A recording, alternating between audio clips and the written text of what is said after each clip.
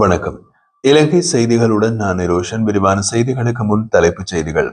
நரேந்திர மோடி மற்றும் அனுருகுமார திசநாயகவுடன் நடைபெற்ற கலந்துரையாடலின் பயனாக இலங்கைக்கு கொண்டு வரப்பட்டுள்ள புத்த பெருமானின் புனித சின்னங்கள்.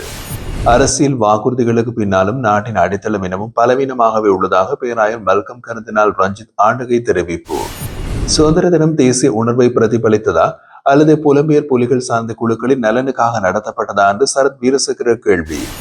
அரசு சேவை இன்று அரசியல் மயமாகியுள்ளது என்று குற்றம் சாட்டினாமல் தமது ஆட்சி காலத்தில் பல்கலைக்கழக ஊழியர்ப்பாக கூட பரிந்துரை கடிதங்களை வழங்கியிருந்ததாக குற்றச்சாட்டு. தொடர்வது விரிவான செய்திகள். இந்திய பிரதமர் நரேந்திர மோடியின் இலங்கை விஜயத்தின் போது ஜனாதிபதி அனுருகுமார திசநாயக்கவுடன் நடைபெற்றிருந்த கலந்துரையாடலின் பயனாக இந்திய அரசின் முழு அனுசரணையோடு புத்த பெருமானின் புனித சின்னங்கள் இலங்கைக்கு கொண்டு வரப்பட்டுள்ளன. இதன் ஆரம்ப நிகழ்வாக புதன்கிழமை பிற்பகல் ஜனாதிபதி அனுருகுமார திசநாயக்க புனித சின்னங்களுக்கு முதல் மலர் அஞ்சலி செலுத்தி வழிபாட்டை ஆரம்பித்து வைத்தார். இந்த புனித சின்னங்கள் இந்திய பிரதமர் மோடியின் பிறந்த மாநிலமான குஜராத்தின் அரவல்லி மாவட்டத்தில் உள்ள வரலாற்று சிறப்பு மிக்க தெவ்னி மோடி தொல்பொருள் தளத்திலே 1960களில் மேற்கொள்ளப்பட்ட அகழ்வாராய்ச்சியில் கண்டுபிடிக்கப்பட்டன. அங்கு கண்டுபிடிக்கப்பட்ட கலசத்தில் புத்த பெருமானின் புனித சின்னங்கள் வைக்கப்பட்டிருந்த இடம் என்ற கல்வெட்டு பொறிக்கப்பட்டிருந்தது. அவற்றின் புனித தன்மைக்கு உறுதியான ஆதாரமாக விளங்குகின்றது. இதுவரை இந்தியாவுக்கு வெளியே எடுத்துச் செல்லப்படாத இந்த புனித சின்னங்கள் பரோதா அருங்காட்சியகத்தில் பாதுகாப்பாக வைக்கப்பட்டிருந்த நிலையில் முதன்முறையாக இலங்கை மக்களின் தரிசனத்திற்காக கொண்டு வரப்பட்டுள்ளது. புதன்கிழமை பிற்பகல் கட்டுநாயக்கா சர்வதேச விமான நிலையம் வழியாக நாட்டுக்கு கொண்டு வரப்பட்ட புனித சின்னங்கள் சிறப்பு மத வழிபாடுகளுக்கு பின்னர் ஹினுப்பட்டிய கங்காராம விகாரைக்கு எடுத்துச் செல்லப்பட்டன. மகா சங்கத்தினரின் ஆசீர்வாதத்தோடு தரிசன நிகழ்வு ஆரம்பித்து வைக்கப்பட்டது. இதன்படி வியாழக்கிழமை முதல் பிப்ரவரி 11 வரை 7 நாட்கள் தொடர்ச்சியாக 24 மணி நேரமும் ஹெனுப்பட்டி ஹங்காரம்ப விகாரையில் பொதுமக்கள் புனித சின்னங்களை நேரில் தரிசனம் செய்வதற்கான வாய்ப்பு ஏற்படுத்தப்பட்டுள்ளது. இந்திய இலங்கை நட்பை வலுப்படுத்தும் இந்த நிகழ்வின் அடையாளமாக குஜராத் மாநில ஆளுநருக்கு ஜனாதிபதி விசேட நினைவு பரிசொன்றையும் வழங்கியிருந்தார். அதேவேளை கங்காராம விகாரையின் விகாராதிபதி வணக்கத்திற்குரிய கலாநிதி கிரிந்தி அசஜி நகாநாயக்க தேரர் ஜனாதிபதிக்கு சிறப்பு நினைவு சின்னம் ஒன்றையும் வழங்கினார். மேலும் தெவ்னி மோடி புனித சின்னங்களை இலங்கைக்கு தரிசனத்திற்காக கொண்டு வருவதற்கான புரிந்துணர்வு ஒப்பந்தம் புத்த சாசன சமய மற்றும் கலாச்சார அலுவல்கள் அமைச்சர் கலாநிதி இனிதும சுனில் செனவி மற்றும் இலங்கைக்கான இந்திய பதில் உயர்ஸ்தானிகர் சத்யாஞ்சல் பாண்டே ஆகியோருக்கு இடையில் பரிமாறிக்கொள்ளப்பட்டது. இலங்கை தற்போது மிக ஆபத்தான பொருளாதார நிலைமையில் இருப்பதாக பேராயர் மெல்கம் கருதினால் ரஞ்சித் ஆண்டகை தெரிவித்துள்ளார். சர்வதேச நாணய நிதியத்தின் ஆலோசனைகள் நடைமுறைப்படுத்தப்பட்டாலும் வறுமை, பொருளாதார சமத்துவமின்மை மற்றும் கடன் சுமை காரணமாக மக்கள் கடும் நெருக்கடியில் உள்ளார்கள் என்றும் அரசியல் வாக்குறுதிகளுக்கு பின்னாலும் நாட்டின் அடித்தளம் எனவும் பலவீனமாக உள்ளதாகவும் அவர் சுட்டிக்காட்டினார். 78வது சுதந்திர தினத்தை முன்னிட்டு பொருளையில் நடைபெற்றிருந்த கத்தோலிக்க ஆராதனையில் உரையாற்றியிருந்த அவர் 1948 சுதந்திரம் பெற்ற போதும் உண்மையான சுதந்திரத்தின் கனவு இன்னமும் நிறைவேறவில்லை என்பது கவலைக்குரியது என்று அவர் குறிப்பிட்டிருந்தார். வெளிநாட்டு ஆட்சியிலிருந்து அதிகாரம் பெற்று மாற்றப்பட்டதை தவிர வெளிநாட்டு சட்டங்கள், பொருளாதார கட்டமைப்புகள் தொடர்ந்து வந்ததாகவும் குறிப்பிட்டுள்ளார். திறந்த பொருளாதாரம் மற்றும் உலகமயமாக்கல் காரணமாக உள்நாட்டு உற்பத்தி சீர்குலைந்ததோடு ஒரு காலத்தில் தன்னிறைவு பெற்ற நாடு என்று சிறிய பொருட்களுக்கு கூட இறக்குமதியில் சார்ந்துள்ளதாக அவர் குறிப்பிட்டுள்ளார். அமெரிக்க டாலரின் உயர்வும் பொருளாதாரத்திற்கு பெரும் சவாலாக மாறியுள்ளதாகவும் அவர் தெரிவித்தார். மேலும் சமூகத்தில் இருந்த ஒழுக்கம், நேர்மை, தேசபக்தி போன்ற மதிப்புகள் சிதைந்து வருவதாக கவலை வெளியிட்ட அவர் உண்மையான அபிவிருத்தி தார்மீக மற்றும் ஆன்மீக அடிப்படையில் மட்டுமே சாத்தியம் என்றார். மத தலைவர்களை புறக்கணிக்கும் போக்கும் அவர்களை இழிவுபடுத்தும் பேச்சுக்களும் கண்டிக்கத்தக்கவை என்றும் அவர் குறிப்பிட்டிருந்தார்.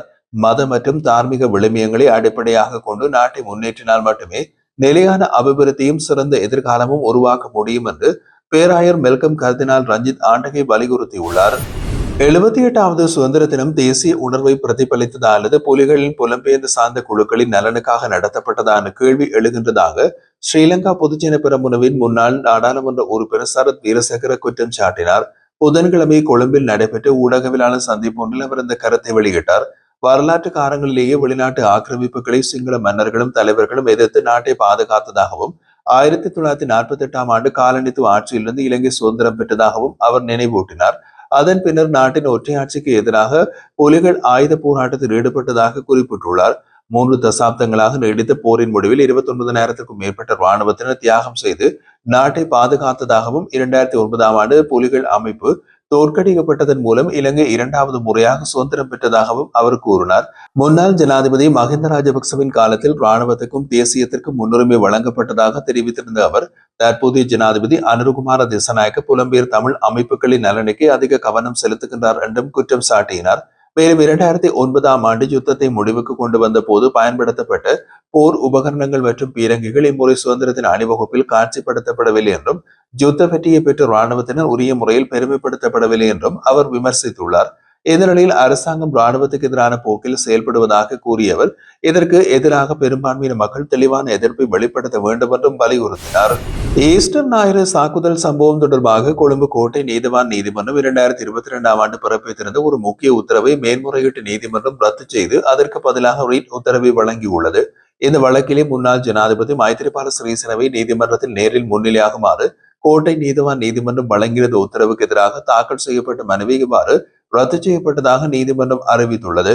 முன்னாள் ஜனாதிபதி மைத்திரிபால சிறிசேன தனது சட்ட உரிமைகளின் அடிப்படையில் தாக்கல் செய்த ரீட் மனுவை விசாரித்த மேன்முறையீட்டு நீதிமன்றத்தின் 5 நீதிபதிகள் கொண்ட அமர்வு விரிவான சட்ட பரிசீலனையின் பின்னர் இந்த தீர்ப்பை வழங்கியுள்ளது.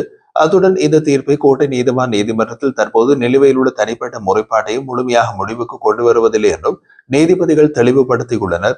எதிர்காலத்தில் புதிய ஆதாரங்கள் அல்லது முக்கிய தகவல்கள் சமர்ப்பிக்கப்படும் பட்சத்தில் அந்த முறைப்பாட்டை தொடர்ந்து விசாரிப்பதற்கும் இந்த தடையும் இல்லை என்று நீதிமன்றம் குறிப்பிட்டுள்ளது. இதன் மூலம் ஈஸ்டர் ஞாயிறு தாக்குதல் தொடர்பான சட்ட நடவடிக்கைகள் முழுமையாக முடிவுக்கு வரவில்லை என்பதோடு தேவையான ஆதாரங்கள் கிடைக்கும் சூழலில் மீண்டும் விசாரணைகள் முன்னெடுக்கப்படுவதற்கான வாய்ப்பு திறந்து வைக்கப்பட்டுள்ளதாக சட்ட வல்லுநர்கள் கருத்து தெரிவித்துள்ளனர்.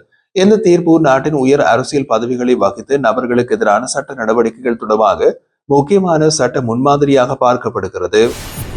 நிலக்கரி கொள்வனவு டெண்டர் தொடர்பாக எழுந்துள்ள சர்ச்சைகளை அடிப்படையாக கொண்டு சம்பந்தப்பட்ட அமைச்சர் தமது பதவியிலிருந்து விலக வேண்டிய அவசியமில்லை என்று மக்கள் விடுதலை முன்னணியின் பொதுச் செயலாளர் டெல்வின் சில்வா தெரிவித்தார். தென்னிலங்கையில் உள்ள அரசுக்கு சொந்தமான ஒரு தொலைக்காட்சி நிகழ்ச்சியில் கலந்து கொண்டு கருத்து தெரிவித்த அவர் அமைச்சர் பதவியிலிருந்து விலகுவது என்பது ஒருவரின் தனிப்பட்ட தீர்மானமாகும் என்றும் அதனை வெளிப்புற அழுத்தங்களின் அடிப்படையில் கூற முடியாது என்றும் கூறினார். அவர் மேலும் விளக்கிய போது தற்போதைய அரசாங்கத்தின் கீழ் நிலக்கரி இறக்குமதி செயல்முறை முழுமையான வெளிப்படைத்தன்மையுடனும் சட்டபூர்வமான நடைமுறைகளோடும் முன்னெடுக்கப்படுவதாக சுட்டிக்காட்டினார். முந்தைய அரசாங்கத்தின் காலத்தில் எரிசக்தி அமைச்சராக இருந்த சில அரசியல்வாதிகள் மற்றும் அவர்களுடன் தொடர்புடையவர்கள் இணைந்து துபாயில் ஒரு நிலக்கரி நிறுவனம் அமைத்து முறையான கொள்முதல் நடைமுறைகளின்றி அந்த நிறுவனத்தின் மூலம் நிலக்கரியை இறக்குமதி செய்து பெரும் லாபம் ஈட்டியதாக குற்றம் சாட்டினர். ஆனால் தற்போதைய அரசாங்கம் அந்த பழைய நடைமுறைகளை முற்றாக மாற்றி திறந்த மற்றும் சட்டபூர்வமான டெண்டர் முறையினை அமல்படுத்தி உள்ளதாகவும் குறைந்த விலையை முன்வைத்து நிறுவனத்துக்கே டெண்டர் வழங்கப்பட்டதாகவும் டெல்வின் சில்வா தெரிவித்தார். இந்த முறையில் சம்பந்தப்பட்ட முன்னாள் அரசியல்வாதிகளோடு தொடர்புடைய நிறுவனம் டெண்டரை பெற முடியாமல் போனதன் காரணமாகவே அவர்கள் தற்போது பல்வேறு குற்றச்சாட்டுகளையும் கற்பனை கதைகளையும் பரப்பி வருவதாக அவர் குறிப்பிட்டிருந்தார். பல்கலைக்கழக மானியங்கள் ஆணைக்குழுவை புறக்கணித்து அரசியல்வாதிகளின் தலையீட்டின் மூலம் பல்கலைக்கழகங்களுக்கு நுழைவது தொடர்பானால் நாட்டின் எதிர்காலம் எந்த திசையில் செல்லும் என்ற கேள்வி எழுவதாக அமைச்சர் பிமல் ரத்நாயக்க தெரிவித்தார். அவர் மேலும் கூறிய போது அரசு சேவை என்று அரசியல் மயமாக உள்ளது என்று குற்றம் சாட்டும் நாமல் ராஜபக்ச தமது ஆட்சி காலத்தில் பல்கலைக்கழக உள்ளீர்ப்புக்காக கூட பரிந்துரை கடிதங்களை வழங்கியிருந்ததை நினைவூட்டியிருந்தார். இதேவேளை ஜனாதிபதி செயலகத்தின் முன்பாக போராட்டத்தில் ஈடுபட்டிருந்த அபிவிருத்தி உத்தியோகத்தர்கள் ஜனாதிபதியோடு நேரடி கலந்துரையாடலில் ஈடுபட்டு போட்டி பரிசு எழுதுவதற்கு இணக்கம் தெரிவித்ததோடு தங்களது போராட்டத்தையும் கைவிட்டுள்ளார்கள். அபிவிருத்தி உத்தியோகத்தர்களுக்கு சேவை அடிப்படையிலே சில பிரச்சனைகள் உள்ளன என்பதை அரசாங்கம் நன்கு அறிந்துள்ளதாக அமைச்சர் கூறினார். ஆனால் அவர்கள் போராட்டத்தில் ஈடுபட்டிருந்த வேளையிலே அரசியல் செல்வாக்கு இழந்த சில அரசியல்வாதிகள் அவர்களிடம் சென்று போராட்டத்தை தூண்டி தங்களது அரசியல் இருப்பை தக்க வைத்துக் கொள்ள முயற்சித்திருந்ததாகவும் அவர் குற்றம் சாட்டினார். மேலும் எதிர்க்கட்சி தலைவர் சஜித் பிரேமதாஸ் தாம் ஆட்சிக்கு வந்தவுடன் அபிவிருத்தி உத்தியோகத்தர்களுக்கு நிரந்தர நியமனங்களை ரத்தத்தால் எழுதி கொடுப்போம் என்று அவர் தெரிவித்திருந்ததாகவும் அந்த வகையான பொறுப்பற்ற கருத்துக்களை தடுத்து ஜனாதிபதிக்கு நன்றி தெரிவிப்பதாகவும் அமைச்சர் கூறினார். அரசு சேவையை நவீனமும் திறன்மிக்க அமைப்பாக மாற்றியமைக்க வேண்டிய தேவை இருப்பதாகவும் கடந்த காலங்களில் அரசு நியமனங்கள் எவ்வாறு அரசியல்வாதிகளின் பரிந்துரைகளின் அடிப்படையில் வழங்கப்பட்டன என்பதை அனைவரும் அறிந்திருப்பதாகவும் அவர் சுட்டிக்காட்டினார். எனவே அரசியல்வாதிகளின் சிபாரிசுகளின் அடிப்படையிலே நியமனங்கள் வழங்கும் பழைய கலாச்சாரத்தை முற்றாக ஒழித்து தகுதி மற்றும் போட்டித் தேர்வு அடிப்படையிலான நியமன முறைமையினை அமல்படுத்த வேண்டும் என்று அமைச்சர் பிமல் ரத்நாயக்க வலியுறுத்தியுள்ளார்.